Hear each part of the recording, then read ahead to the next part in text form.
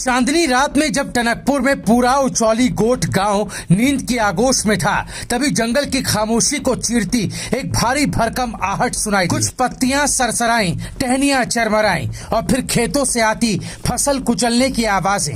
ये कोई मामूली रात नहीं थी। गांव में एक नहीं बल्कि दो हाथियों ने दस्तक दी थी। भूम की ओर से धीरे धीरे चलता एक विशाल हाथी उचौली गोठ की ओर बढ़ा।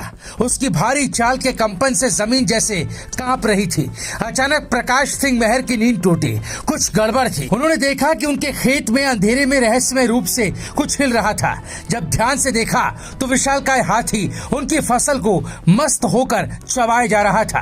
प्रकाश सिंह महर ने शोर मचाया और देखते देखते पूरा गांव जाग गया। टॉर्च की रोशनी में ग्रामीणों ने देखा कि हाथी मस्ती में खेतों से आगे बढ़ रहा था।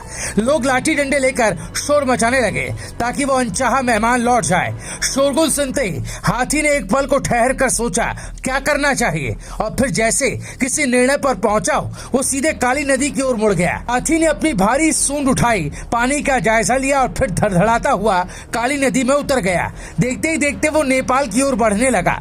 उधर नेपाल के खल्ला गांव में भी शांति पसरी थी, लेकिन ये ज्यादा देर तक नहीं रही। जैसे ही नेपाली ग्रामीणों ने टॉर्च की रोशनी में नदी के किनारे विशाल हाथी को देखा, उनका भी चैन उचट गया। हाथी आ रहा है। जैसे ही ये चेतावनी गूंजी, खल्ला गांव के लोग भी लाठी डंडे लेकर निकल पड़े। टॉर्च की रोशनी में हाथी नदी के किनारे रुका, कुछ देर वहीं खड़ा रहा, जैसे सोच रहा हो कि आगे बढ़े या लौट जाएं।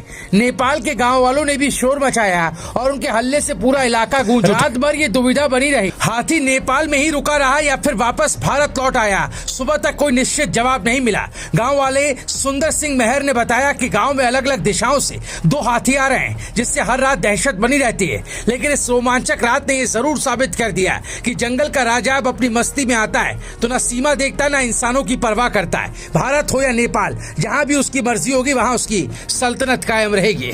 ब्यूरो रिपोर्ट, राय शुमारी।